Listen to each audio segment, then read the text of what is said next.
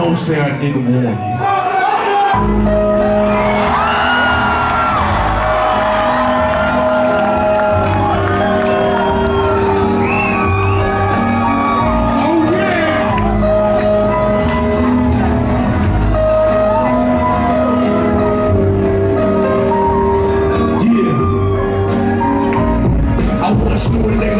Real name was William. His primary concern was making $1 million. Being the illest hustler that the world ever seen. He used to fuck movie stars and sniff coke in his dreams. A corrupted young mind at the age of 13. Nigga never had a father and his mom was a fig. She put the pipe down, but for every year she was sober. Her son's heart simultaneously grew colder. He started hanging out, selling bags in the projects, checking the young chicks, looking for hand-run prospects. He was fascinated by material objects, but he understood money never brought respect. He built a reputation cause he could hustle and steal, but got locked once and didn't hesitate to squeal. Criminals he chill with, didn't think he was real. See, being niggas like this, I've never been equal. I don't project my insecurities on other people. He feeding for props like addicts with pipes and needles. So he felt he had to prove to everyone he was evil. A feeble-minded young man with infinite potential. The product of a ghetto brain, capitalistic mental. Coincidentally, dropped out of school to sell weed. Dancing with the devil, smoked until his eyes would bleed. When he was sick of selling trees, he gave it to his greed.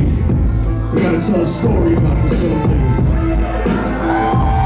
So when he started robbing niggas, anything he could do, he get his respect back in the eyes of his crew. Starting fights over little shit up on the block. Stepped up to selling mothers and brothers to crack. Working overtime, making money for the crack spot. Hit the jackpot and wanted to move up to cocaine. Filling the Scarface fantasy, stuck in his brain. Tired of them hood niggas, treating him the same. He wanted to be major like the cutthroats and the thugs. But when he tried to step to him, niggas showed him no love. He told him any motherfucking coward can sell drugs. Any bitch nigga with a gun can bust slugs. Any nigga with a red shirt can front like a blood. Even puppy smoking motherfucker up in the club. But only a real dog can stab someone till they die. Standing in front of them, staring straight into their eyes. Really realized that these men were well guarded, and they wanted to test him before business started. Suggested raping a chick to prove he was cold-hearted. Now he had a choice between going back to his life or making money with made men. Up in his sight, his dreams about cars and ice made him agree. A hardcore nigga is all he ever wanted to be. So he met them Friday night at 2:45.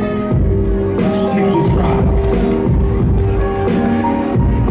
They rolled around the project slow while it was raining, smoking blunts, drinking and joking for entertainment. Till they saw a woman on the street walking alone, 3 in the morning, coming back from work on the way home. So they quietly got out the car and followed her, walking through the projects with darkness swallowed her. They wrapped the shirt around her head and knocked her onto the floor. This is it, kid, now you got your chance before. So he leaned off the rug and grabbed the chick by the hair, dragged her into a lobby that had nobody there. Struggled hard, but they forced her to go up the stairs, back to the roof, and then they held her down on the ground. Yelled, shut the fuck up, stop moving around. The shirt covered her face, but she screamed and clawed. Then he stomped on the bitch till he broke her jaw. Them dirty bastards knew exactly what they were doing. They kicked her until they cracked her ribs and she stopped moving. Blood leaking through the claws, she cried silently, and then they all proceeded to rape her violently. Billy was made to go first, but each of them took a turn, ripping her up and choking her until the throat burned. A broken trauma moved the guard, but they weren't concerned. When they were done, she was lying bloody, broken and bruised. One of the niggas pulled out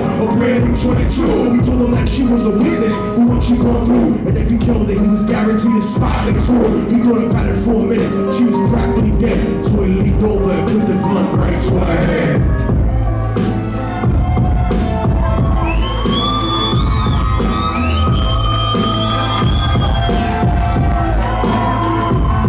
Right before he pulled the trigger and ended her life, he thought about the cocaine with the platinum and ice, and he felt strong standing along with his new brothers. Cocked the gap to her head and pulled back the shirt cover. But what he saw made him start to cringe and stutter, cause he was staring into the eyes of his own mother. She looked back at him and cried cause he had forsaken her. She cried more painfully, and when they were raping her, his whole world stopped. He couldn't even contemplate his corruption that successfully changed his fate. And he remembered how his mom used to come home late, working hard for nothing, cause now what was he worth? He turned away from the woman that had once given him birth and cried out to the sky cause he was lonely and scared. But only the devil responded cause God wasn't there. And right then he knew what it was to be empty and cold, and so he jumped off the roof. died with no soul. They say death takes you to a better place, but I doubt it. After that they killed his mother and never spoke about it. And listen, cause the story that I'm telling is true, cause I was there with Billy Jacobs and I raped his mom too. Now the devil follows me everywhere that I go. In fact, I'm sure he's standing among one of you at my shows. And every street cycle listening to Lil Duck's flow. Could be standing right next to you and you wouldn't know. The devil goes inside the hearts of the selfish and wicked. White, brown, yellow, and black color is not restricted. You have a self-destructive destiny when you're inflicted. And you'll be one of God's children that fell for the top. There's no diversity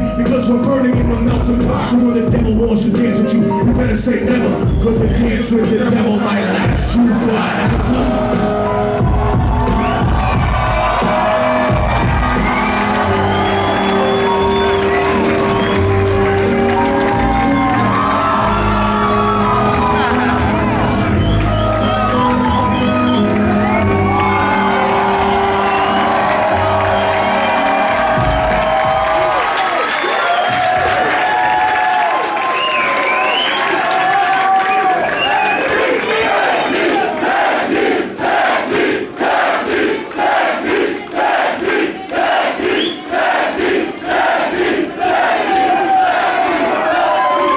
Every single time that I perform this song, people come up to me afterwards and they say, is that a true story? Did it really happen? And I say it happens every day, in every city, in every country, all over the fucking world. True story. But even though that is the case, I want to make an important announcement to the brothers that are in this room right now. Your mother, your sister, your grandmother, the girl you came here with tonight, or the woman you gonna marry someday, she might have lost her virginity by being a victim of rape or being a victim of that sometime during her life, and she might never tell you. You poor bastards might never know, and it's because women are prouder than men, and they've had to suffer twice as much as we've had through any fight for freedom. We have never had a successful revolution ever in the history of mankind without having our mothers, our sisters, and our grandmothers right by our side, firing along with us for fucking freedom.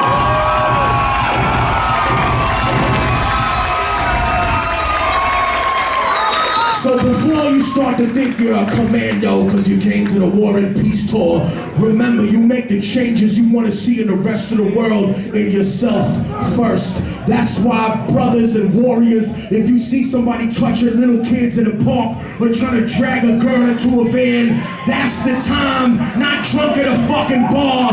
That's the time, not getting turned up with your friends at a house party, when you need to stand up like a fucking man. Square up, knuckle up, and knock somebody's ass right the fuck out.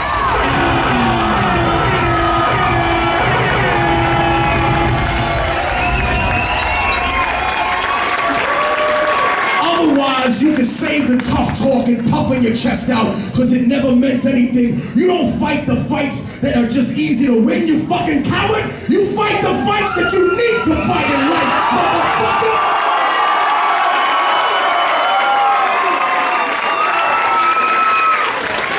My people got families up here. We don't give a fuck. I don't know half of y'all from a fucking hole in the wall, but if it was one of y'all kids, I'm the first nigga to hook off, which means all my peoples is jumping the fucking. That's how we roll, because each one teach one. I am not the revolution, you are not the we are the revolution, ladies and gentlemen. Our unity, our love, our strength, our power.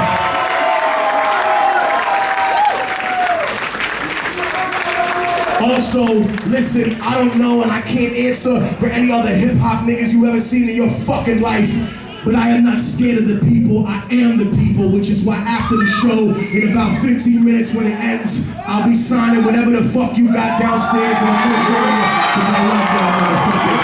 I'm not hiding from niggas, we not hiding, we gonna get a quick snack, get some good food, and then come meet y'all motherfuckers. I want to send a special shout out, if everybody could give a round of applause to the working class that made this possible, the people that set up these lights, that set up all this equipment. Make some noise for the sound people in this motherfucker. Make some noise is for the bartenders, the people that never get the credit they fucking deserve, for turning the lights on in this bitch and making the show possible. Shout out to all the people keeping the people safe in here, making sure nobody get trampled. Make some fucking noise for them.